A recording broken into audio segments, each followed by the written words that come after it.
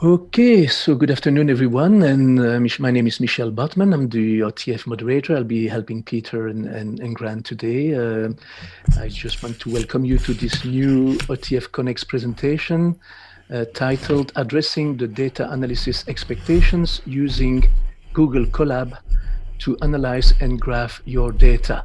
And as I said, we have Peter Beans and Grant Hutchinson with us today. We are very fortunate to have Peter and Grant with us. This is already the third episode in our series of 6 coding webinars. We were just mentioning that we had noticed a few familiar names in the list of participants. It's always great to have return participants. It makes us happy. And for those of you who are new with us at OTF Connects, we just want to welcome you for this presentation. Before I start, I want to quickly read a land acknowledgement that OTF is asking us to share with you. So we acknowledge that we are gathered in the territories of various indigenous people, and we further recognize their stewardship of these lands in which we live, learn, work, and play. And we have 2 presenters with us, so it's always great when we have 2 facilitators. It makes it a lot better in terms of following up with questions in the chat box and all of that. Peter Bean is a retired teacher who throughout his career has taught computer science, information technology, computer and communication technologies. He is also the past president of the Association for Computer Studies Educators and the chair of the OTF Curriculum Forum Steering Committee. Peter also worked with the Ministry of Education, having helped develop the current technological education and computer study curricula. He is a very versatile individual with interests as diverse as computing, programming, photography, playing the guitar, and long-distance motorcycling, amongst many other things. And Grant Hutchinson is the second presenter. He's a computer science teacher at Riverdale Collegiate in Toronto and a seasonal instructor with OISE. He is the current president of the Association of Computer Studies Educators of Ontario and frequently presents at educational conferences. Prior to teaching, he held various roles at IBM Canada. He graduated from Wilfrid Laurier and from the University of Waterloo. And when he isn't teaching, he can be found on the ski hills or on the squash courts. And I actually found out that I have quite a few affinities with Peter and Grant because I myself am a photographer, and Peter and I chatted about that last time. And tennis and squash are my 2 favorite sports. So here you go. So what time is it? It's almost 4:05. And I'm going to now I'm going to stop sharing my screen. I'm going to invite Peter to share screen again. And we can start the presentation in a few seconds. So Peter, if you want to share your screen again. We have 23 participants in the room right now. I'm expecting a few more. So 57 registered. So we should hopefully reach about 30. Well, welcome everyone. If you haven't filled in the survey yet, if you could please do that. Grant will drop the link into the chat window every few minutes. That survey you'll see is a Google form, and if you haven't used Google Forms before, that will populate a Google Sheet, which we in fact are going to use later on in the presentation. So it'll be kind of a full loop. We can see exactly how the survey results are going to be used. So I've got a few links and a hashtag for you if you do decide to tweet during this. There's our hashtag, OTF Data Analysis. The presentation link itself is right there, so it's bit.ly and then just OTF Data Analysis. And the repository, so this might be new to you. I'm using what's called a repository on a website called GitHub. And GitHub for computer scientists is pretty much the standard place where you would participate. In fact, if you're a computer scientist, one of the most important things on your resume is the address of your GitHub account. And it's no doubt that employers will look at your GitHub account and look at the amount of activity on it. They actually have a nice little graph showing how many times you've uploaded to your repository. And we'll have all the resources. So everything that is shared today, all the demonstrations that I do, some other notes are all there. So why this passion about data science now, about data analysis? Well, it's all over the place in the curriculum.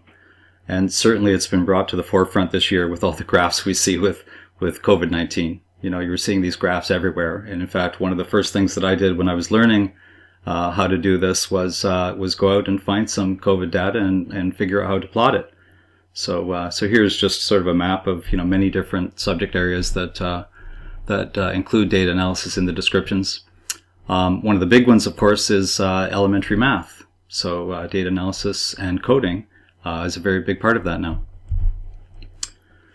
And just searching for the word data. So I have one Adobe Acrobat file where I've taken all the subject areas and dumped them into one file and did a search. And you'll see that the word data appears 2,200 times across the curricula. So it's very popular across the curriculum. And here, of course, here's proof that in grade 8, analysis of data is right there.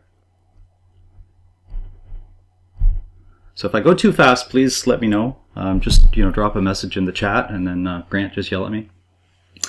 So the first thing I have to say, I am not an expert at this. I've been practicing with data analysis using these tools that I'm going to be showing you for a few months now, and every single day I'm learning new things. I've worked through probably 100 different models, things that I want to analyze, and I'm still learning, still looking things up. So I'm not an expert. I don't know if anyone will ever be an expert. It's further complicated because there's always more than one way of doing things, right? But I certainly will do my best. Second, I have to say, Stack Overflow, this is kind of a running joke with computer scientists, Stack Overflow is your friend. So if you ever get stuck, you just go to Google, just search for the key things that you want to do. Like, let's say, you want to learn how to rename a column in a set of data that you have. So you just search for, rename column, and then add the word pandas, just like the animal, because that's the library we're going to be using.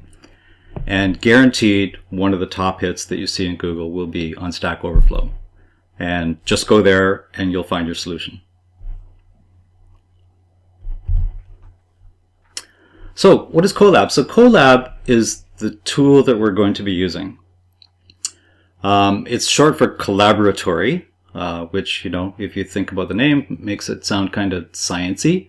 And in fact, many scientists use tools like Colab as the standard way that they write their programs and they document their progress. Because Colab is much more than, a coding tool. It's also a tool where you can write all your notes and insert pictures and, etc., right? It's a very nice presentation tool. So I've just highlighted a few things. Python, because it is based on Python. So that's the one language. There are other similar environments that do use other languages, but Google, when they decided to incorporate this tool, they just decided, Python is important enough. We're using Python a lot internally, so we're just going to concentrate on Python development.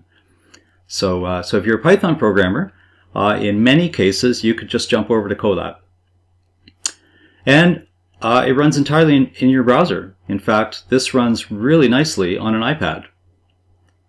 So if you have students that don't even have like a computer or a laptop, right, but they do have an iPad or an Android tablet, they can actually go to Colab and use it. It's fully usable.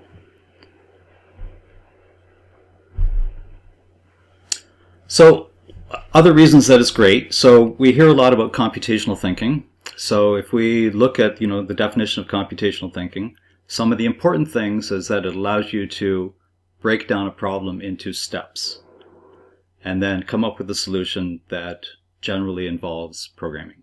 And Colab is perfect for that. Second bullet, it's from Google. So that means that if you have a Google account, which most of us do, it's completely integrated. In fact, everybody knows about, slides and sheets and docs inside Google Drive. But when you do, new document, new, one of the choices, if you look further down, is Colab. So it's built right in. Next bullet, it's fully integrated with GitHub, which I will talk about a little bit later on, which for me personally is a very important reason for using Colab. And then lastly, it's an adaptation of a tool called Jupyter Notebook. So Jupyter Notebook started many years ago as IPython, and then the project was what they call forked from that. It was split from that and became this Jupyter Notebook. And Colab is just another version of, or Google's version of Jupyter Notebook. So you'll hear the term notebook a lot, and that's what we're referring to, is that it's a Jupyter Notebook or Colab Notebook. So a quick demo. So I'm opening this demo. This one actually is right on the Colab website. So just some of the things that I wanted to show you. I will zoom in a little bit. And Grant, if I forget to do this, can you please remind me? Yeah. So it's broken down into cells. That's the first important thing to see, right? So by its very nature, it's designed to split up a problem into different sections that you can analyze. Now, some of the things that I really like about it, each section can actually be collapsed.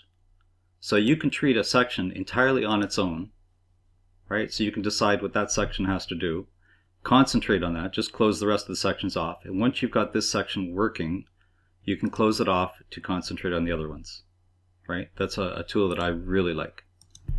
Just helps you focus, right? On the left-hand side, this is a beautiful feature. These sections, right, it'll create this table of contents for you. So you can actually go directly to a section.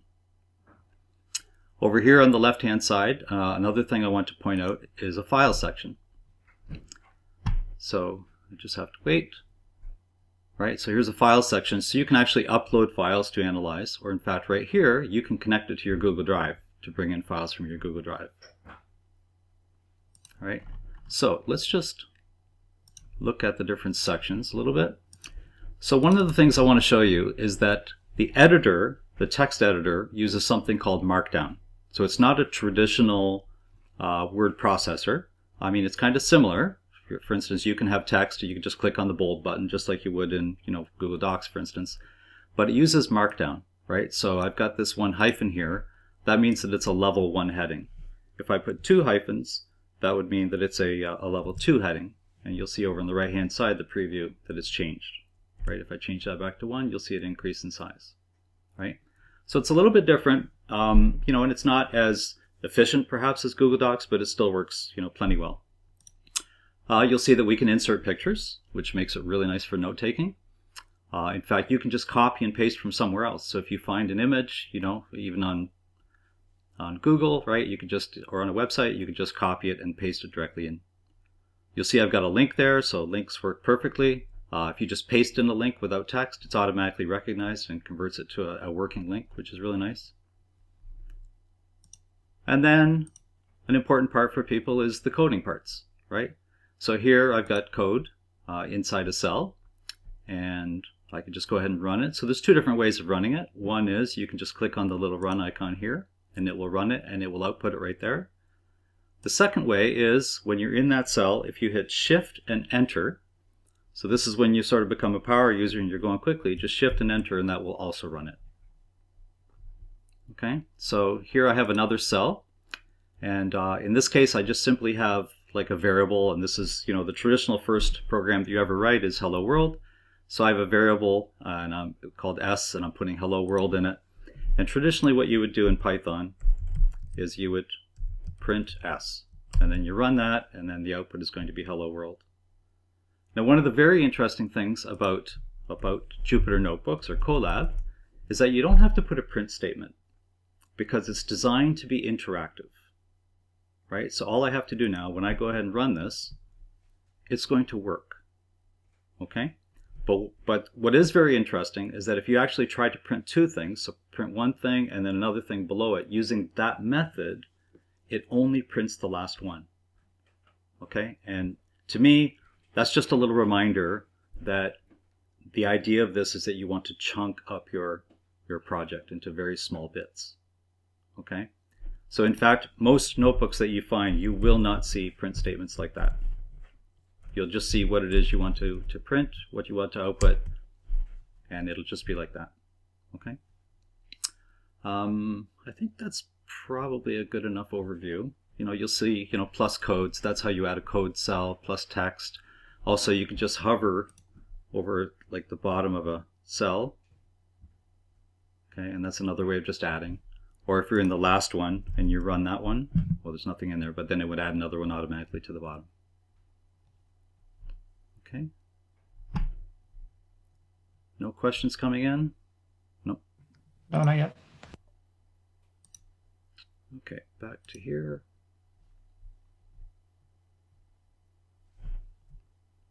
Also, when you go to the Colab website, you will see this Welcome to Collaboratory, and I recommend that you do investigate that. Open that document and have a read through it. Okay, it's well worth your time. So let's talk about the IPO model. So typically when students start programming, we try to break the problem down for them. So in general, there's going to be an input, not always, but generally with bigger programs, right? There's going to be some sort of an input, like what is your name, right? And then the user would input their name. And then there's going to be some kind of processing, generally, and then some sort of an output. Okay, and of course not all programs are that way. Some very simple ones like Hello World is just an output, right? Whereas something like what is your name and then you print the output is only input and output. But in general, 3 stages: input, process, output. And I mention that because the data analysis process is very similar. So if we think about the input, the first thing you want to do is define the objective, right? So what is it that we're looking at? What is it that we're bringing in, right? And then, of course, as part of the input, we want to get the data. The process part involves having a quick look at the data. So this is always very important, okay? You'll never just, input it and then try to output it right away. You will want to have a look at it because often the data is corrupt, especially if you bring it from Wikipedia or from a website. There's going to be just little weird things about it that you want to have a look at, okay? And then what you'll end up doing is, cleaning the data or fixing the data or filtering the data. And then the output. So in many cases, you'll plot them. So that's what we'll be looking at a little bit today. You can export the data to a new data set, right? Or you can actually save the pictures. Now again, think about the chunking, right? We're really trying to concentrate on breaking the problems down.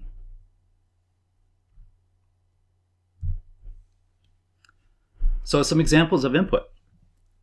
So this pandas library that I'm going to be showing you makes it super easy to bring data in from Google Sheets, from Excel, from tables on a website. So in fact, I have a lot of fun going to Wikipedia and finding tables and thinking, oh, that's kind of interesting. Maybe I'll do something with that.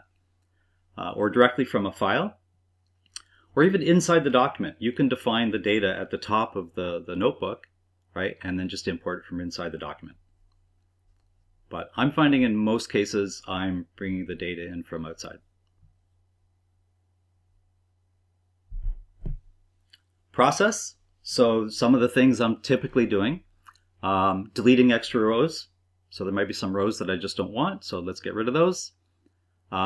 Deleting strange characters. So as an example, on Wikipedia, there's often tables, and beside something in the table, it'll have the letter A in parentheses, which designates a footnote. So you'll get those kinds of things that come in, and when they come in, especially if it's in a number field, right? So it's like the number of people in Niagara region that have COVID today or something with the letter A beside it. When you try to process that as a number, that A there is really going to mess things up. So you have to deal with things like that.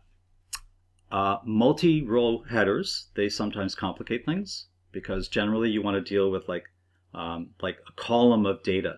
But sometimes there might be like a super header that covers a number of columns and you have to deal with those. And missing data. So quite often you'll see this NaN, which means not a number. And when you have that, there's different things you can do. You can delete it outright, or you can interpolate between, you know, the one above, the one below, right? And you have to make those decisions as a data scientist. What's it better to do? Delete or interpolate or, you know, some other method. And then output. So charts, you know, you've seen tons of charts lately. Bar charts, you can have both vertical and horizontal. Scatter charts, line, histogram, etc. And also another form of output is exporting to a new data file. So, you know, your job might just be to clean up the data and then output a new set of data. In fact, this could be something you do for your students, where you're getting data from somewhere and it's really messy, it's got some issues in it, and you clean it up and deliver a clean copy to your students.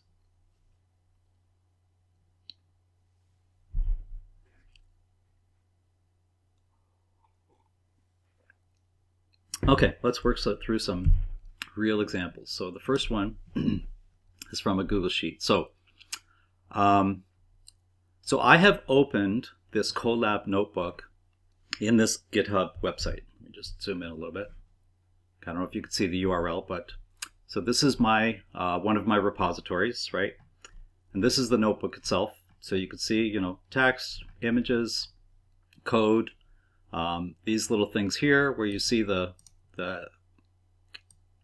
hashtags. Those are just comments. What else? There's like output, etc., right? But why I really like GitHub for coding in Colab is that you get this button right here, open in Colab. And when you do that, it will open instantly in Colab. The icon here will be a little bit different. This will tell you that you actually have it open from GitHub. Let me zoom in a little bit again. You'll see this icon right here, copy to drive. So this is super convenient because after you've done some experimenting, you can go ahead and just click on this copy to drive and you will get a copy of it. Okay. Okay, so all right, let's just continue on. So this is the objective. We're just bringing in data that looks like this. So I have a Google Sheet that has this in it already. And the very first thing we need to do, I've mentioned pandas a few times. The very first thing we need to do is bring in this pandas library. So in Python, remember we're dealing with Python here, the command to bring in the pandas library is called import. And what we do very often is, you know, we don't want to be writing pandas all the time, right? So we come up with sort of a short form, and the convention for pandas is PD. So import pandas as PD. So that means if I want to use pandas down below, I can refer to it as PD. Okay, so I'll just go ahead and run that cell. Now we do get this scary message the first time. That's because, you know, it's hosted from Google or by Google, and they're just warning you that, hey, it's not from them, so like, do you trust it? And just click on run anyway. So you'll just get that the first time. And you'll see the little icon here. It's doing this little spinny thing to let you know that it's running, and then it's done. Now in this case, there is no output, so you don't see anything open up below. Okay, so importing a Google Sheet. So what's the secret? So you might think, you know, can't I just take the URL of the Google Sheet and just use it directly? And that would be ideal, but you do have to make a few changes, okay? So the big change that you have to make is, if you look at the end part of the URL, so typically the last part of the address is going to look something like this. You have to replace this with this right here. And what that will do is that will convert the Google Sheet from Google Sheet format to a format called CSV. And CSV stands for comma separated values. So it's simply the numbers separated with a comma. So if we look at this, right, the way that the CSV file would be for this here, we would have X, comma, Y. 1, comma 1, 2, comma 4, etc. That's the way the data is going to be brought in if we use this export question mark format equals CSV. And of course, we need to make sure that the Google Sheet is public for the world to see, because if it's not public, Colab's not going to be able to see it. Okay? And personally, I really like this method. I think this is a great method for you to share data with your students. So what am I doing here? The only programming part is this URL equals, and then, you know, this long thing here, that's just the address of the Google Sheet. And what that's doing, it's taking the address and it's putting it in this URL variable. So I'll just go ahead and run that. And again, there's not going to be any output because it's not outputting anything, it's just doing something, right? Okay, so the next line here says read in the data from the Google Sheet and put it in a data frame. So that's the magic of pandas, is these data frames. These data frames are very powerful and they are very fast. They are much faster than handling the data on your own. So it's highly recommended if you're doing any data analysis, use pandas, use these data frames. The convention for data frames, in most cases you'll see them use the variable df, just short for data frame. Okay? Now the pandas library, it has a method called read CSV. And of course our Google Sheet has been converted to a CSV file for us, right? And we just have to tell it where to get it from. So I'm just going to go ahead and run that. Okay, and it's done. And again, it's not outputting anything. It just did something, right? Now, I did mention that we need to look at the data. We need to make sure the data is okay. So some of the popular things that we do, it's very typical to actually look at the head of the data. Let's look at the top, right? So if I go ahead and run that, it gives me the top. So I can look at this and I see, aha, I've got an X column, I've got a Y column, I've got index numbers down the side, right? Now this head, we can actually change this. So if I just want to look at a couple of rows, I could do that, right? So that's typically what we would do right away, just to make sure that the columns all make sense, etc., and the data is correct. All right, and in this case, let's go ahead and I'm just going to suppress this for a second. So let's plot the data. So in this data frame, okay, there's a method called plot. And then we just need to tell it different things about the plot. So what kind of plot do we want to do? We're going to do a line plot. And we have to tell it, hey, what's the x-axis going to be? So the x-axis is going to be this column called x. And the y-axis is going to be this column called y. And it's very important that you get these exact. So, you'll if I were doing this from scratch, you'll see me very often just coming up here and actually, grabbing it, copying it, and pasting it in. Because if you have an extra space or the case is wrong, it's not going to work. And then the Y label is going to be this, which I'll explain in just a second. And legend equals false means I don't want a legend on it. So let's go ahead and run that. And there we go. There's our plot. So it's not actually very difficult to do. Okay. Now this part with the label that I mentioned I'll come back to. So this is using something called latex or text markup. So if you see, we've got dollar signs at the beginning and end. So that just tells Python to consider anything like this, like a caret, to be like part of an equation or like in a format that would do exactly what you want. So the output ends up being x squared. So that's kind of handy, right? Underscore would be subscript. Frac is for doing fractions, right? And it's quite complex. So, if you have to do anything more complex than that, just, have a look. All right? Okay, no questions coming in? No, they're okay so far. Okay. Speed must be good. Yeah, good pace. Okay. Next, teacher years versus grade. Okay, so this is where we had all the data coming in. Okay, and again, I'll just go ahead and open this in Colab right away. Okay, and so here's a breakdown on the side. So this is using a template that I've created that I'll be showing you later on. Because the whole process is quite overwhelming, I'll admit. It's quite overwhelming, especially in the beginning. So I have this template written, and to make it a lot simpler. So what I've done in this case, this example, used my template. Okay? And again, you've got the table of contents down the side, and it's following that general input, process, output method, just broken down a little bit more, right? So the way that I propose you use the template is, certainly, this heading across the top, name it accordingly, and then just have some sort of a description in the top for, what you want to do or what the student's going to do, right? Put in the objective, get the data. So then I've got sort of a standard boilerplate. So some of the things we need to do, we need to import the pandas library, we need to define the URL, we need to create the data frame, right? And depending on what it is you're doing, you might want to include some additional notes. So again, we're going to import pandas, and we get that scary warning again. And here I've got the URL, and I'll just go ahead and run that. And in fact, it's already broken down. We've got the URL, we're reading it into a data frame, and we're going to sample. So this is a different command now. This is sample, and so instead of df.head, which we had before, we've got df.sample, which is going to just sample, in this case, 5 random lines. Okay, and if we have a look, there we go. So if you look at the index numbers, it's totally random. We've got, the 18th row, the 14th row, the 6th row, the 3rd row, the 20th. So this is kind of handy for just looking at quickly.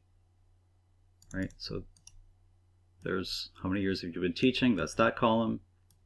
What grade do you teach the most, that's that column. And then of course what subject do you teach the most. Okay, and you can go ahead and run this again if you want to, just to grab 5 different ones, right? A variation of this sample method is you can put in frac equals and then some percentage. So if you had a very large data set, you might tell it, hey, I want to look at like 1%, right? So you would put in 0.01. Okay, now let's have a look at the data. So the first few records, right? So there's that head, and again, that's traditional for, looking at the output, because that way we can confirm, yeah, those are the right headings, and yeah, looks like the right kind of data. Yeah, makes sense, right? And conventionally, we also want to look at what the column names are. And this is very handy because very often, like in this case, we can see all the data because there's only a few columns. But you may be importing data that has 50 columns, and you can't see them all, right? So by doing this df.columns, then you can see them. Now, by the way, you'll notice up here with df.head, okay, there's parentheses after it, and sometimes there isn't. And yeah, that's confusing, and you just, you kind of have to get used to that. It depends on what these are, right? So df.head is actually calling a method, and columns is actually an attribute. Another output we might want to look at, and this is very important, is the data types. So that's this dtypes attribute. And if I run that, so I can look at this, and it says timestamp is an object. Now, notice that it didn't say date. So if I wanted to use the date as part of my data, like the x-axis of a graph, right? This data right now is not usable. I would actually have to convert it. And Pandas makes it super simple, right? How many years have you been teaching? It says int 64. So that technically that means that it's an integer and it's 64 bits long. And again, I'll come back to that. It's an integer. That means it's a number. That's good. So when we graph this, we don't have to do any conversion. If it said object, we would have to convert it. And back to my example where we had like the letter A beside a number. If that were there, if one of those data pieces had an A beside it, that would mess it up. And then it wouldn't say int 64, it would say object. And then we clue in, we have to look at that closer, right? Okay, and this is kind of neat, a statistical summary. So what's it tell us? So the first thing is it looks at only the columns where it can do math. So you'll notice that it completely ignored the subjects column. So this is interesting. So count, 23. The mean of the how many years is 16. So that's kind of interesting. Standard deviation, 7. The minimum is 3 years. Right? And then it's got the percentiles, and the maximum is 30. And then what grade do you teach the most? So again, there's 23 entries. If somebody left that blank, that would say 22, right? And the mean grade is grade 9, so most of your high school teachers, okay, and then the other information, right? So then we have a section here for cleaning and fixing the data. So what I started to do, because this section can be difficult, I'll be honest, can be difficult, just because no two data sets are the same. There's always something different that has to be fixed. I actually started a Colab notebook with little tips. Okay, so and as I encounter new situations, I will add to that notebook.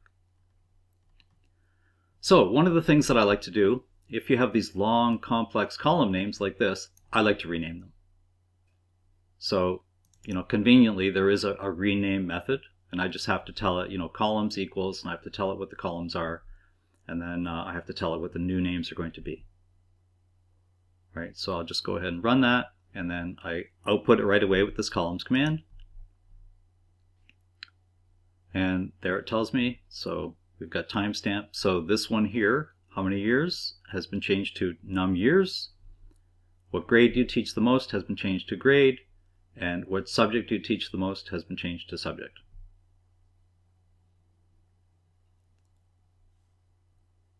So the next step is filtering the data. So do we want all the data? Now this is actually a very interesting data set for doing exactly this, because we might want to look at high school versus elementary. In fact, this started with Grant and I thinking that in high school, typically, teachers with more experience teach the more senior grades. So that was our premise. That's what we wanted to investigate, right? So, hey, let's have a look at it, right?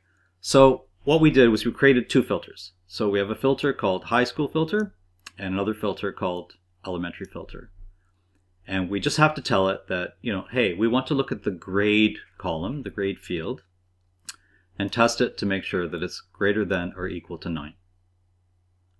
And of course, for the elementary filter, we're again looking at the grade field, and we want to make sure that it's less than 9, right? So that's going to create two filters, which we are going to use later on.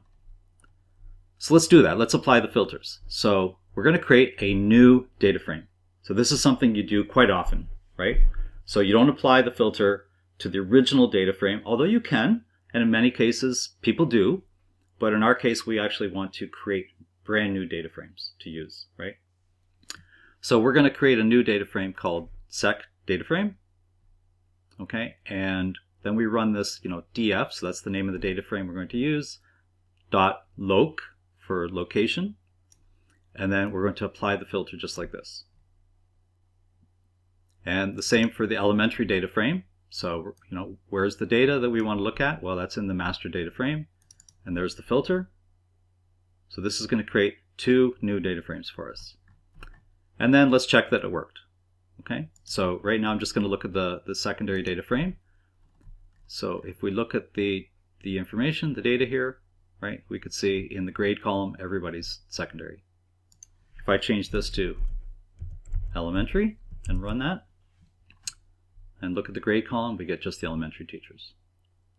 And of course, if I just do df, that's our original set, and I get everybody, right? And you'll notice the columns have been renamed, right? Okay, so plotting the data. So let's have a look at this. So I've got the same sort of format as before, except this is much more complex because we're not doing a simple chart anymore. Now it's a scatter chart, and we've got a whole bunch of new options. So my template actually has all the options in it, and then what you will do, anything that you don't care about, you would go ahead and just delete. Okay? So, I've got this, we're going to look at the secondary data frame, and what do we want to do? We're going to plot it. Okay, what kind of plot? In this case, we want a scatter plot. What's the x-axis going to be? It's going to be the grade column. What's the y-axis going to be? It's going to be the number of years. Okay. Do we want to rotate the labels? So maybe you do, maybe you don't. Plot it the first time, have a look at it. What figure size do I want? So these numbers here are actually in inches, which doesn't always make sense because when you look at it on the screen, of course it depends what monitor size you have, etc., right? And then you've got style equals, so that's the styles that you want for the lines. And then do we want a grid or not? What's the X label going to be? What's the y label going to be? And then we've got this y limiter, so we can actually confine this.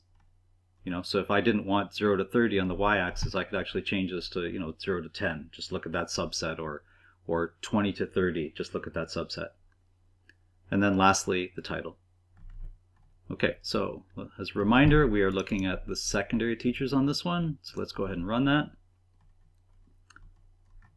Okay, and there's our scatter plot. Now, some of the things we don't need. Okay, so for instance, the style, because there are no lines on this graph, I'm just going to eliminate that to make it simple.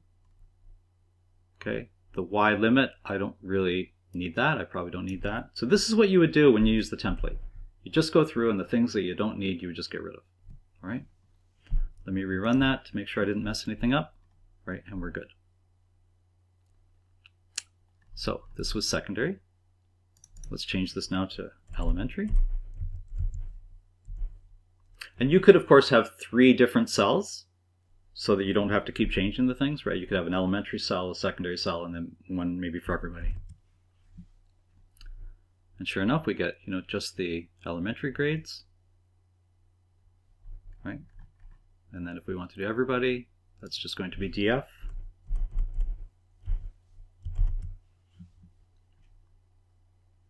And there we are. And do you want to save the plot? So this is terrific, right? So here's the code to save it. So I just go ahead and run that. Now, where did it go? Went over here on the left. Remember we have this file section? So there's the picture right there, right? Output.ping. And you can download this. There's a little menu that appears, and you can download it, rename, delete, copy the path. So that might be interesting if you actually want to insert it directly into the notebook. Now, here's another one. One of the things about the standard pandas plotting, it's not the best tool for plotting. It's pretty good. You can do quite a bit with it, but it's not the best, right? So what if, for instance, we want to look at a trend line? So there's another library called Plotly, or more specifically Plotly Express, right? That does allow that. So I'm not going to go through the code. It's very similar here, right? We're defining the data frame, x-axis, y-axis, what the title is, and then whether or not we want a trend line. And we just, this option here, OLS, is ordinary least squares. And so the syntax, the way this is written, is a little bit different than it is above because we're using a different library. And then I've got the save commands right here, all in the same cell. So I'll just go ahead and run this. And we were using DF here, so that's the whole data frame, the whole data set. And if we look at that, there's it's a flat line. So there's no trend. You hover over the line, it'll show an equation. If Yep. You're supposed to. There you right. go. Yeah. Yeah, so the slope is 0.03, 0.04. It's like 0. Yeah. So let's look at the secondary data frame. This is where we thought we would see that relationship. And in fact, it's a little bit negative. We were wrong. But this is a small data set, of course, right? Anyway, so that's an option if you do want to have a trend line in your graph. And now let's look at the columns. So this is going to be a little bit different.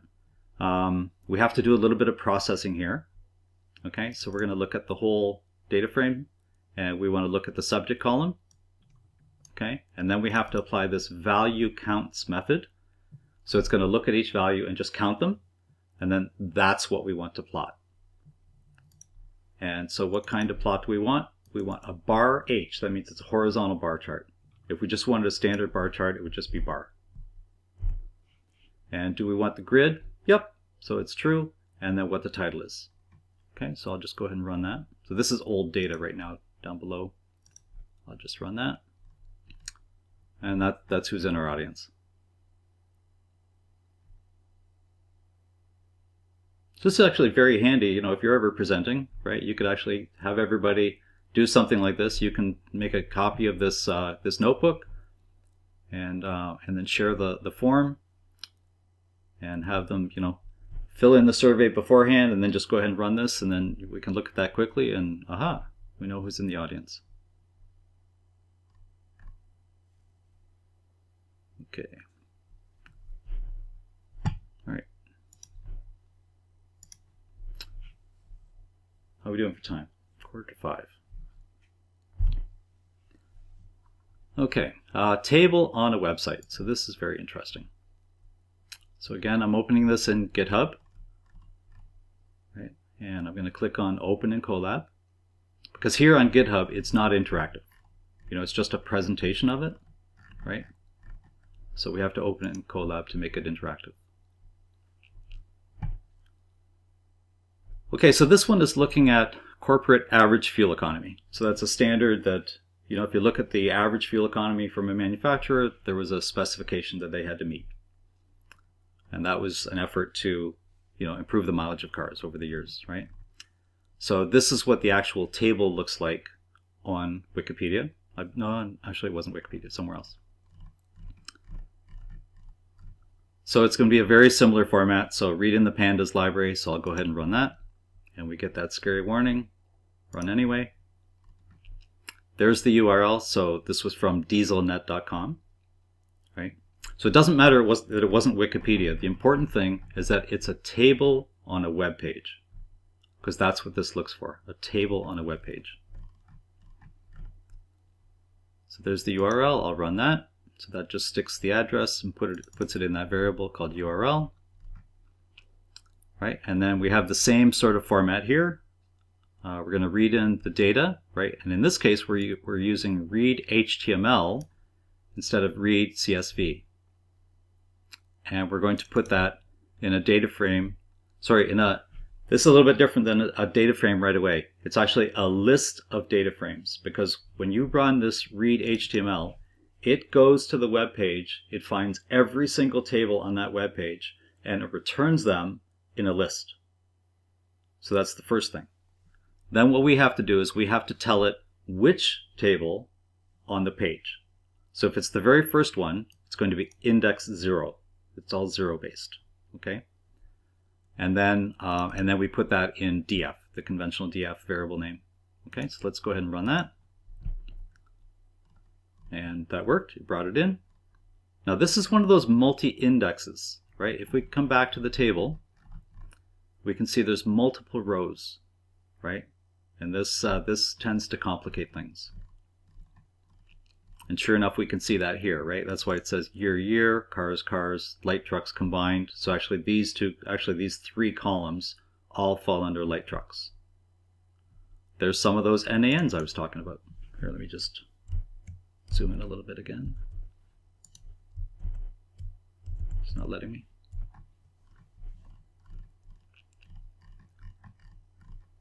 Okay, so looking through the data, right, we want to look for weird things. Aha, there's an A there. Might be an issue.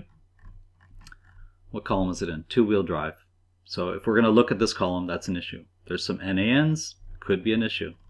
So you just tuck all these things away in the back of your mind, right? This last line, oh, that'll really mess things up. Okay, so let's get rid of that last line. So one of the early things that you learn about Python is something called slicing, where you take a subset of the data, right? And there's a little trick when you don't want the last line. If you just put in -1, so you see there's a colon here. So typically there's a number before the colon, but if you leave it blank, that means 0. And then a colon, and then -1, which means I want to ignore the last line of the entry. So that's basically going to get rid of it. Now in this case, I'm putting it right back in the df variable. I could spawn off a different data frame if I want to, but there's no point. I might as well just reuse that same variable, right? That same data frame variable. So I'll run that. And if we look, bang, that last line is gone. So next, let's look at the data types. So I'm just going to rerun that. Okay, they're all objects. But if we come up here, wait a second, there's numbers. We want numbers for our pretty graph, right? So, aha, that might be an issue. Let's look at the columns. Okay, and here, this tells us multi-index. So we have to pay attention to that. So let's get rid of the multi-index. So this is just a little technique that, again, Stack Overflow, that was my friend, right? How do I get rid of it? And then I learned that if you apply this dot map and then, set of quotes right together and dot join, that will actually get rid of them. So when I run this and then we look at what we get, it's kind of messy, because remember that first column? It had year and year under it. It just takes the two of them and puts them together. So we've got year, cars, light trucks combined, light trucks two-wheel drive, because remember light trucks was one of the headers across the top, right? So it just combined them all. Kind of messy. So let's rename them right away. So we've already done that, and it's using the exact same format. So if I run that now and look at the new column names, I get year, I get CAFE, miles per gallon, etc. So they're all nicely cleaned up. Now we need to convert all those objects to numbers. And again, Pandas has beautiful methods built into it. So there's one called toNumeric, which will take the data and convert it to numbers. So which columns do we want to do? I want to do the year, and I want to do the cafe miles per gallon, right? So this will look a little bit different. Before I was just doing DF on its own. Now I'm doing DF year. So I'm actually picking the year column. So whatever I do on the right-hand side, it's going to do that process, whatever we're telling it to do, and stick it back in the year column. Okay? So it's just going to run this, toNumeric. Sorry about that pop-up all the time. That's actually a bit of a nuisance when you're using it. It's going to run this toNumeric on that column and stick it back in here. Likewise with this column here, it's going to convert it to numbers and stick it back in. So let's run that and confirm that it worked. And it did. So here you'll see int 64. So they were all integers, so it made it an integer field. And this column, there were some real numbers in there, so it converted it to floating point. And we didn't do anything with the rest of them because for this particular application, we don't care about them. Okay, so let's plot. So again, it's very similar. What is it we want to plot? The data frame. We're running the plot method. What kind do we want? We want a line. And then we're defining what our x-axis and our y-axis is going to be. And there we go. Okay. Now we've got this legend here. So remember there was a legend option. So we could say legend equals false. That would turn that on. If we wanted the grid, we would say grid equals true, right? So we would apply those little things. 5-2. How am I doing, Grant? Yeah, we're almost 5-2. 5. Okay, adding a new column using math. So I figured there would be quite a few math teachers in the audience, so this will be very useful. So again, I'm opening it in GitHub, but I'm going to click on Open in Colab so that we can interact with it. I'll just go ahead and get rid of this on the left-hand side. So what is the objective? So the objective, oops, I didn't mean to open that. The objective is to add a volume column. So when we look at the data that's coming in, we're just going to have 3 dimensions. We have width, height, and depth, but we want to calculate volume and actually add that to the data set. So what do we have to do? We have to import the pandas library. Just like always, we need to define the source file, just like always, unless the data is internal, and we need to create the data frame, just like always. So import pandas as PD, yep, that's the same, and import random. Well, that's interesting. What I'm going to do for the data in this case is actually create random data. And we get that scary warning again. Okay, and it runs, and there's no output. Okay, so here I have a function that basically creates the random numbers. Okay, and because I have to do the same thing 3 times, once for the width, once for the height, once for the depth, instead of writing this long piece here, 3 times, I just created this function, and I just run it from down here. So that's a little bit advanced perhaps for this session, so I won't walk you through that. So I do have to run it just so that the notebook knows that it exists. If I did not run this function, then when I try to call that function from here, it would say, hey, I don't know what that is, because we didn't run it yet. We didn't let the notebook know that it exists. So what's happening here? So we've got 3 variables. Okay, each of these is going to be a list. And all we're doing is we're running this function that I wrote called create 5 random integers, right? So up here it's going to create 5 numbers and return them to here. And then I'm putting all those in a dictionary. So this is a little bit difficult in the beginning, but this is the way that Pandas wants to see internal data. It wants to input it from a dictionary. Because the nice thing is when you do it this way, it automatically knows what the headings are going to be. Right? And then this format is a little bit different. This time we've got pd.dataframe as opposed to read HTML or read CSV. It's just we're creating a data frame directly from this box dictionary, from this set of data right here. Okay? And then here, of course, we're just going to output it. So let's run that. And there's the random data that we get. So if you look at the first line, we've got 337. If I run it again, I've got 554. So it's going to be random every single time. And let's have a quick look at the data. So this is the process you would go through, right? So let's run that. All right, so we've got a width column, we've got a height column, we've got a depth column.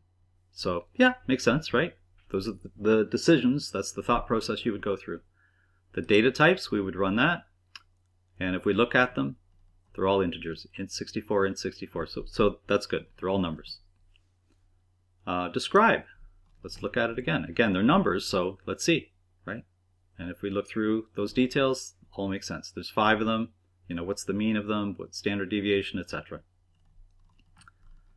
And do we need to do any cleaning? So this is the section where I propose you do things like delete columns or add columns. It's in the clean, fix, filter the data section, right? So it's actually very simple. The syntax to look at a particular column is just that. The name of the data frame, and then in brackets you put the name of the column. And if you see here, we're doing some simple math. We're just multiplying the depth times the height times the width. And we're putting that in a new column called volume. So it's actually very simple to do. I mean, if it wasn't data frames, we would simply say volume equals depth times height times width, wouldn't we? So this is just, for each data frame, multiply them and put them in a new data frame. Or a new column, I should say, within the data frame. And when we output that, there we get it. There's our new column right there. And if we check the math, right, 5 times 5 times 4 equals 100, works out. Okay, so this might be very interesting for you to do. And again, because I thought there would be math teachers in the audience, this might be very useful for you.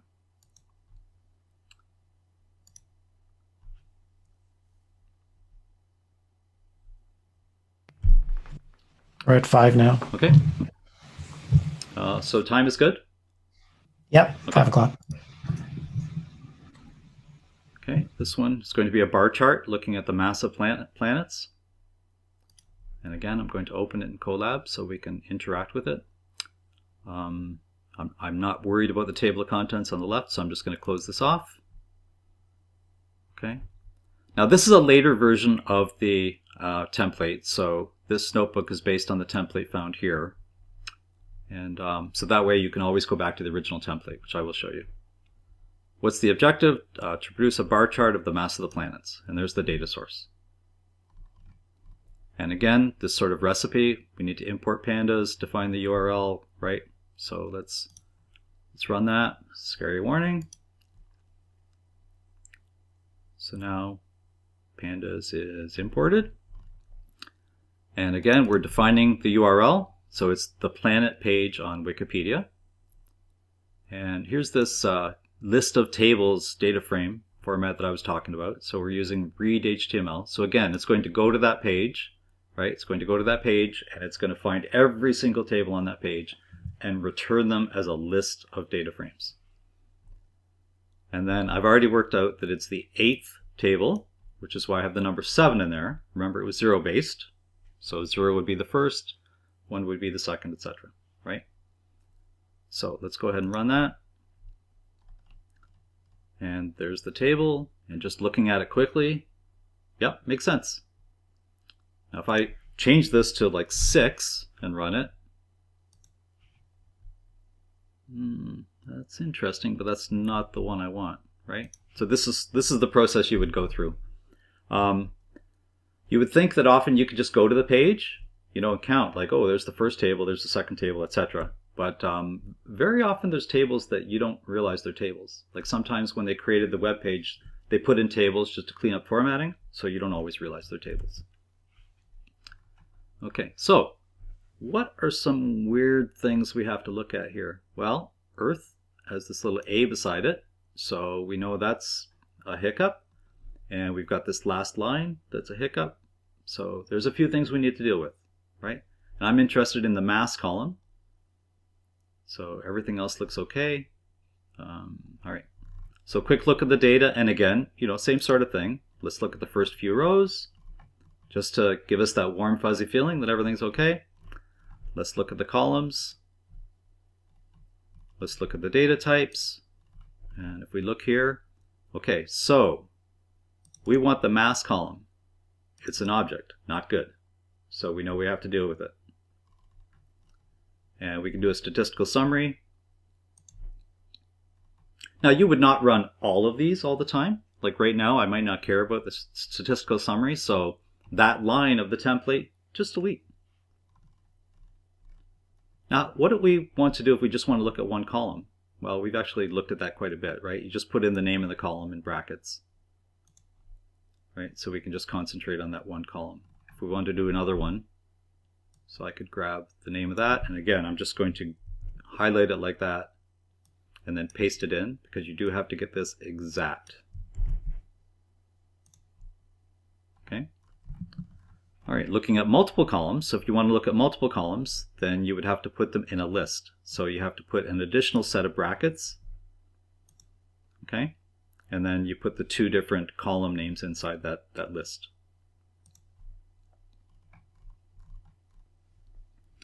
All right, you want to look at unique values? Could be interesting. So the rings column has no's in it and it has yeses in it. And this one other long one. So that's, from that last row. That kind of messes things up. So then we move on to cleaning, fixing, filtering the data. So we know we have to get rid of that last row. Remember that last row right here? So we can use that slicing method that we used earlier on, right? And you could count the rows and or do the -1 like I did before. Okay, so I go ahead and run that, right? And that last row is gone. And Earth, so remember Earth had that name, that A beside it. We want to rename that. So here we have this loc. So where's the number 2 come from? The number 2 comes from here. That's the index number of that line. And which column do I want? Well, I want the name column, right? And I want that to equal Earth. So let's run that. And we get this scary message here, but the Earth column has been changed. So let's look at the head. Okay, and we're confirming here Earth has been renamed. Okay, and remember the mass column was an object, so we have to convert that to numeric. And so we've seen that before. That's simply that to numeric. And there are the numbers, and it confirms for us that it's floating point, 64-bit. And then let's plot. So by the way, I haven't talked about this, all the different ways that we can plot. So bar charts, histogram, box, density plots, area, scatter, hexagonal, bin plots, pie plots, and there are more if you look up the documentation. So we're using the data frame. We're going to plot it. What kind of plot do we want? Well, in this case, I've got pie plot. I'm looking at the name. I'm using the mass column. I want to rotate the labels 20 degrees, and you'll see later on why I did that. There's the figure size I want, so it's going to be 10 inches by 5 inches. I want the grid to be on. I want the legend to be on. I've got log y. Why did I do logarithmic? Oh, probably, let's just comment that out. So here's a handy technique. If you hold down Control slash, it will comment out that line. Okay, You could, of course, manually do it just by putting # in front of it, right? But I tend to just use the keyboard because it's much faster. And then what do we want the labels to be? Well, there is no X label on this, so let's just get rid of it. And the Y label and the title, so let's run this.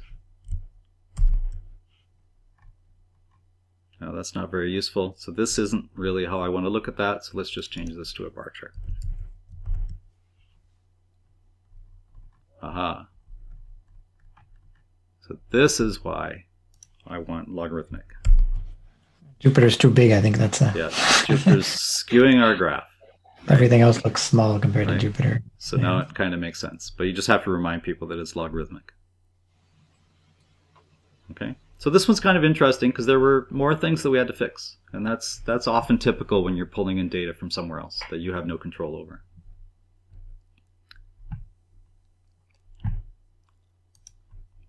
Yeah, I see a comment. Making of graphs in Google Sheets is a nuisance. Yes, it is. And I think once you get used to this, especially if you use the template, you'll probably like it better. So what I would recommend, if you have your data in Google Sheets already, just make it public so it's accessible to here, and then use my template to graph the data. Okay, so where do we get the data from? So I recommend, honestly, read the data from somewhere online. Yes, Colab has a file section, but if you bring in files, if the runtime processor stops, any data files that you have in there disappear. Because Google is giving this out for free, so they don't want big data files taking up a lot of space, right? So I honestly recommend read them from somewhere else. I use a GitHub repository.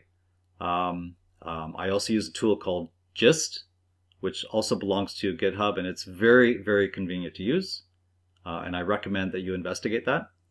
But Google Sheets is also a great source for your data for Colab, right? And it's much easier that way because you can put it online and teach your students the simple way to import that data, and then you don't have to worry about getting the data to them, right? They don't have to copy the data from somewhere else and drag and drop it in, right? They just read it from one place. Okay, so I'll show you this resource that I developed. I'm not going to go through it in detail because there's a lot of things here, and I do recommend that you open this in Colab as opposed to just on GitHub, because then you get this table of contents on the left-hand side. So there's different sections. There's a section for deleting rows, and then there's two different methods. So deleting rows at the beginning or end, rows in the middle, replacing specific data, and again, a couple different examples. Converting to dates. So remember I said it was pretty simple to convert data to dates. And that would be if you want, for instance, date to be across the x-axis. That's a good example. Deleting columns, there's a couple examples. Editing headings, so the different kinds of things you might want to do. Replacing characters in the headings, changing the case of headings, renaming one heading, renaming multiple headings, right? So I've got all these examples. And again, this is going to be a live document. So as I encounter new situations, I will add them to here.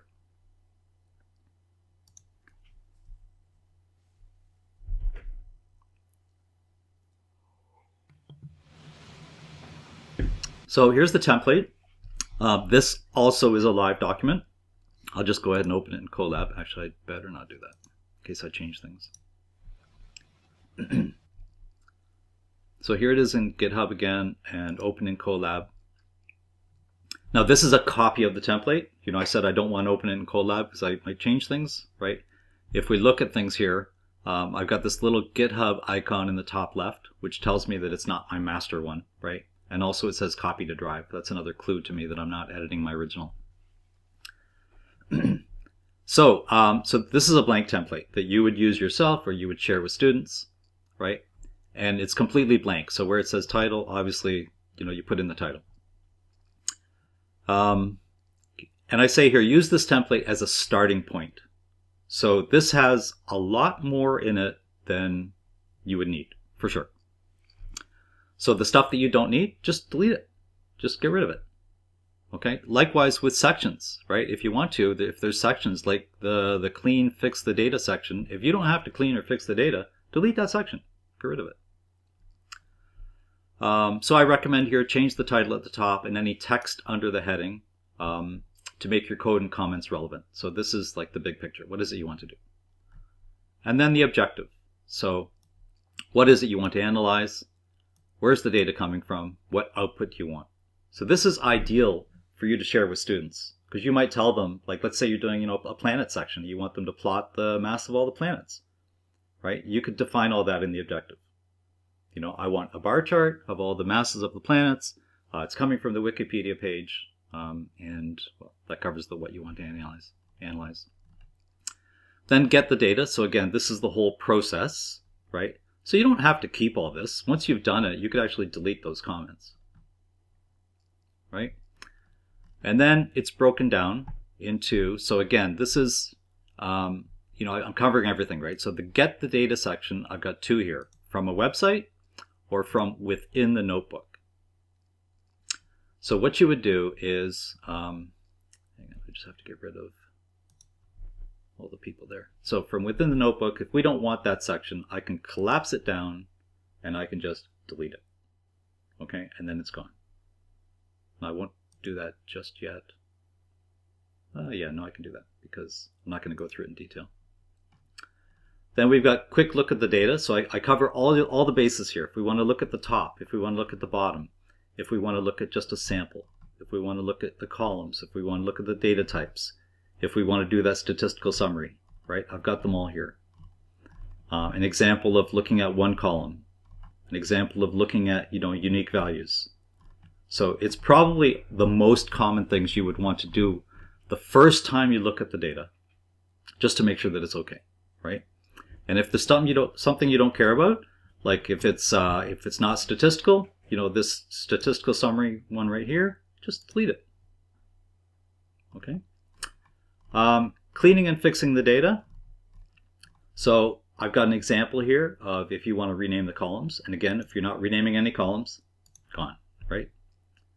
And then here I've got a link to that fix it notebook, right, which might help you out. Filtering, I've got an example here of how to filter the data. And again, if you don't want to filter it, get rid of it. Get rid of the whole section. And then a very generic plotting routine, right, with all the options. And if it's things like a bar chart, right, and you don't have to worry about the style of the line, then delete it or comment it out. Okay, or whatever. I've got some other ones we haven't seen, X limit and Y limit. Oh, I think we did see that. And that lets you restrict the X-axis or the Y-axis. And everything else we've seen, right? Defining the X-axis, the Y-axis. There's a little note here. If you're plotting more than one column, use a list, right? So a list would mean that you simply take that, put it in brackets, okay? And then separate the two items, okay, with a comma. All right. And then if you want to save the plot, there's the code for that. And then down at the bottom, I've got the original of this template can be found on Google Colab here. So if you ever want to go back to it. And as this changes, for sure my copy in Colab is, it's always going to be the original, right, the most current one. The one on GitHub, I can't guarantee that it will be the most current forever. Probably for the next 6 months I will, but after that, I may have moved on to a different repository where I'm putting this stuff. I'm not sure, but for sure, if you go back to the original, you'll find it there.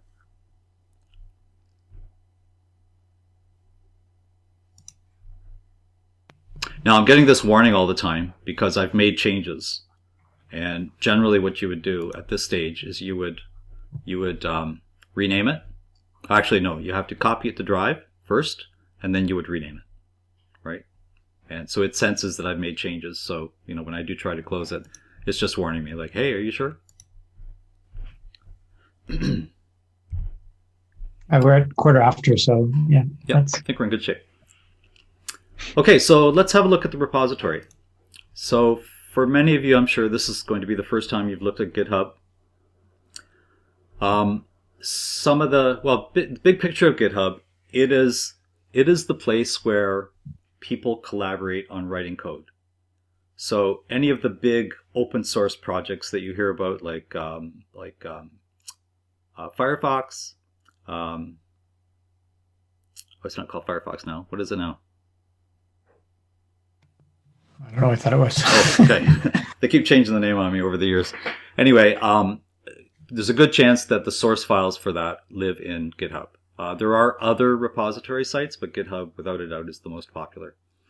It used to be quite expensive to have private repositories, but Microsoft bought it, and they promised that they would keep it independent from Microsoft. So, for instance, your Microsoft account will not log you into here. You have to have a local GitHub account. And it allows you to put files in here. It doesn't just have to be text files. I have a repository that is curriculum documents from different provinces and some states. And they're like Adobe Acrobat files, so it can be, non-text files. But ideally, GitHub's kind of designed for files that it can read and easily compare, right? So it does things like versioning, where you can look at different versions of a document. What did it look like yesterday? And if you ever want to go back to the previous version, you can do that, right? So here on the front page, you can see a number of documents. So all the demos that I did are right here. Okay, here's the template right here. This .git ignore, that's a bit of a geeky thing. If you look in that file, that's just telling a program that I use when it uploads what files to ignore. And then I've got a data files folder. So you could actually put data files right in here and then pull them in, right? Now, the thing to observe when you do that is, if we look here, I've got this bad cafe data CSV, right?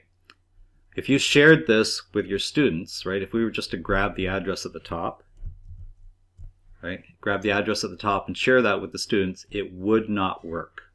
Because what you actually want to give them, if you look down here, there's this raw button, and you click on that, that's the raw file right there. A little bit hard to see maybe, right? That's the raw file. So it would be that address that you would share with your students. Okay? Okay, just coming back to here. Now, there is a file called readme.markdown. So if you start using GitHub yourself, if you create a file called readme.markdown, that is the file that is right here. And actually I have quite a bit of useful information for you here. So a bit of an introduction that you can read, right? It's just a working table of contents. So if you click on this, it'll bring you down to that section. So the basic process we talked about. Data sources. So where do you get your data from, right? Kaggle is a huge data site. It's amazing. New York Times, they have open data. COVID data by country. Our World in Data, so that was passed to me on Twitter. World Bank. And here's an article that talks about the best open sites. Within Ontario, within Canada, Canada has an open data site. Ontario has an open data site. Your county will probably have an open data site. Like I'm down in Niagara Falls. Niagara has an open data site. In fact, I went to it, and you find the most bizarre things. I found one, and it was a count of all the trees in St. Catharines. Like bizarre. They actually did an inventory of how many trees there were and what kinds of trees they were. Right? So you never know what you find. And I've got a section here on Colab resources. So this Welcome to Collaboratory, that was the document that I showed you earlier. Some FAQs. This is handy. Open in Colab Chrome extension. So I have, I can't see it because of a menu from Zoom, but up in the right-hand corner up here, I've got a little icon to let me open Colab notebooks that are in GitHub, right? So if somebody accidentally, actually, let me back up a little bit. If somebody posts a Jupyter notebook that didn't come from Colab but from somewhere else, if they put that in GitHub, you could use that little Chrome extension to open that notebook. So other than not coming from Colab, everything's the same. Doesn't matter where that notebook came from. If you want to do a lot of text processing, here's a Markdown guide that'll be quite useful, right? And then I put together a video a few days ago about how to integrate Google Drive into Colab. And so here's the blog post I did on it and the video I made. And then some other useful data science resources. Indexing and slicing, if you want to learn more about that, that's a useful one. List comprehension. So that's a kind of a, I won't say more advanced, it's actually not that difficult, but when you first see it, it looks intimidating. But I recommend if you're creating your own data sets, like of random numbers or whatever, have a look at that. Here's two very useful cheat sheets. Very useful. So, you can open those in another tab and refer to them, right? Some plotting resources. So remember the mathematical expressions I was showing you, that text or latex, so that's right there. The different line styles. And then all the links that were in the presentation are all here, including a couple that I'll get to. Yep, 9 minutes, I've still got time. And if you have suggestions or issues, okay, then let me know here. So if you actually click on that, that will open right here. So this is kind of nice. This is one of the ways that it's a collaborative project area, right? You can open an issue. So if you spot a bug, you open an issue, and then the person that owns the repository, they get notified about it. And you can actually have a conversation online, right, about what the issue is as you're trying to fix it. So it's very handy for that. If you want to download the repository for yourself, right, there's a download link here. And you've got different options. You can download a zip of it and just extract it on your computer. There's the address of it, or GitHub Desktop. So that's a utility that I use for uploading and downloading any changes that I made. And I love it. That's what makes GitHub so easy to use, is this GitHub Desktop. Okay, what else do I want to show you here? That's probably about it. There's lots of course, more advanced features, but I've covered the basics here, enough to get you working.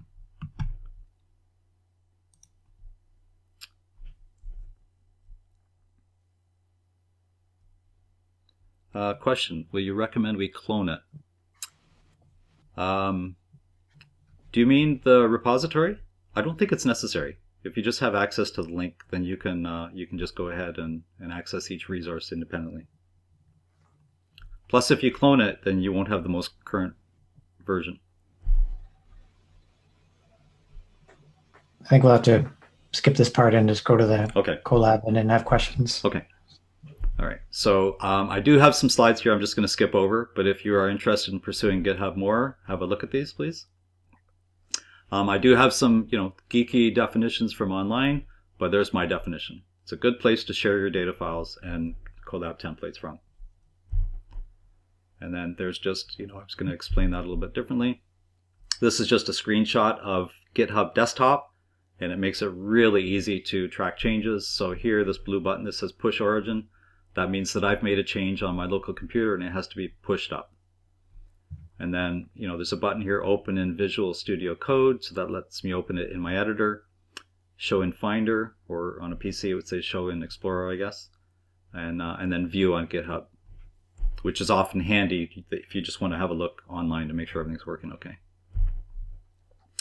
There's the Chrome extension, right? So I recommend, if you're going to start playing with Jupyter Notebooks, go ahead and install it.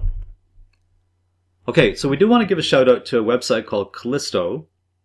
So Callisto is a Canadian Jupyter Notebook hosting service. And their primary emphasis, as far as I can tell, is to education.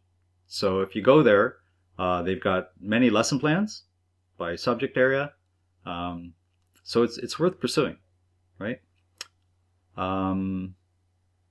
Yeah, so one of the things that sort of deterred me from using it more is that it doesn't integrate with Google. So if you want to access your Google Drive from it, or open up like a version of it in your Google Drive, you can't, and it doesn't integrate with GitHub. And especially that GitHub part, that was really important for me, which is why I really like Colab instead.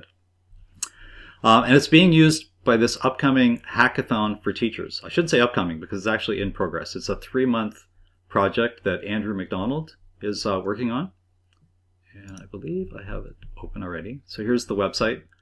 I recommend, have a look at his lessons that he's got here. So he's already posted a few lessons. So if we go into rock, paper, scissors, and data science, right? He's got a video and he walks you through, the tutorial, and then there's also a lesson plan that goes with it. So I highly recommend check it out, and you can sign up and follow along.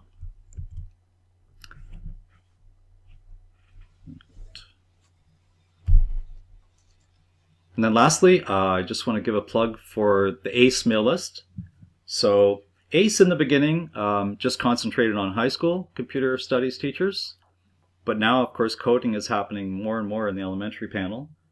So we're concentrating on that as well. So for instance, every year at our annual conference, we always have an elementary stream as well. So if you're interested, please join our mail list. It's a very, very active mail list. It's truly wonderful. We share like crazy on there. I'll just leave that there for a second if you want to write that down. It's free to join too. Yeah. There's no fee for the subject association. Yeah, once you join the mail list, you are a member. That's the way we run it. Okay. Questions? Oh, this is like a fire hose probably for a lot of people, but is there a simple way to convert a markdown file into a Colab file? Once you have a markdown file, as soon as you paste it into a text field, it automatically converts. Yeah, so if you have markdown from somewhere else, it'll convert, no problems. She's mentioning about having code cells, though. I don't know if that... you would have to break those down. So if you just have it like as a text file, for instance, one long text file with code and markdown in it, you would have to paste each section. So the markdown section into its own text cell and the code section into its own, coding cell. Yeah. And then there's a request to drop in the... I'll just put that up on the screen. Yeah, on the ace.net website, if on the main page down at the bottom, you'll see the link as well if you don't have the mail list there. But yeah, lots to experiment with, that's for sure. I have been experimenting with this like crazy. It's fun, and it's sometimes frustrating because, like I said, it seems like no two data sets are the same. There's always one little different thing, right? So, just from watching other videos that people have done, a big part of it is just, poking through the data to find out, like, hey, why isn't it converting to a number, right? That sort of thing. So, yeah, it's cool. One thing to keep in mind is just that for any of the math teachers, there's quite a few sites like and tools like Desmos. They're great for analyzing functions and continuous data sets. But when you get into like the MDM or any kind of data analysis and science or whatever, you don't have an equation to work with. You're trying to derive the equation or look at correlations or out of raw data. So there really is no tool other than spreadsheet or something like this. And you can see how this is more powerful, but it does require a bit of coding knowledge. And this is part of the, integration of coding into other subject areas. It's going to slowly, not that everybody's going to be teaching computer science. That's really, the elective courses, that's our focus. But a little bit of coding knowledge is integrated into pretty much any post-secondary program these days. So this is an opportunity, and Python is a general purpose language that you can see we didn't, try to teach you the Python programming language, just enough to get the job done. That's kind of the idea. And the truth is, 95% of what I showed you is pandas stuff. It's not Python at all. I mean, I did have, like a loop in there and one function, but other than that, it was all pandas stuff, right? So there's actually truly very little Python specific stuff. And nobody would ever memorize this in front, no. It's stuff you just look up. It's the Google world, yeah. right? So that's very normal. Yeah. Computer scientists are just good at finding stuff. Yeah. You can't see this right now, but I have like a laminated cheat sheet that I keep right beside me. Grant actually made a joke about that, but I'm looking at it all the time. Retired teachers with laminators. yeah, that's right. Funny. Any other questions? Thank you. So just a database software. Database is totally, it's kind of database-ish. That gets into a whole other kind of thing. Yeah. But, data frame is like a table in a, or a matrix. So same idea. Yeah. And many people are switching away from dedicated databases to a tool like this. Like you essentially write your database software in Jupyter Notebook, right? And that becomes your database software. So then if you ever have to tweak it, it's quite simple. And we kind of got we got hooked on exploring this more because there was an actual an online, not competition, but a free kind of learning tool by Lighthouse Labs. Last year it was about JavaScript, and this year it was about data science with pandas and Python. So we had a teacher team of about, I don't know, about 8 teachers, and every day we'd have a new challenge. So that's how we kind of started exploring. That's how we came up with the idea of sharing what we've kind of explored. So that's how you learn, is just trying something new.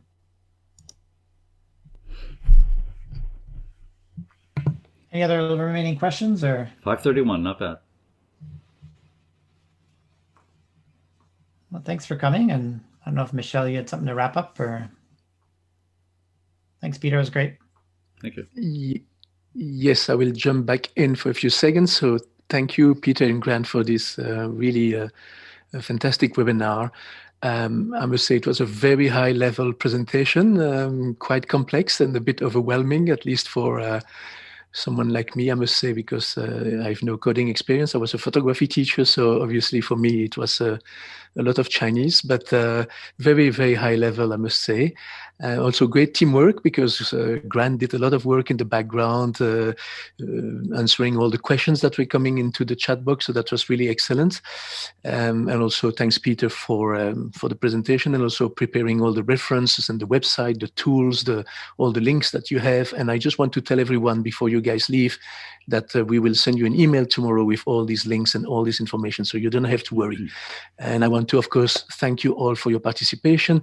If you can give me another few minutes, I'm just going to quickly share my screen again with you guys to tell you what's happening with OTF. So you will get the email tomorrow with all the links, as we said.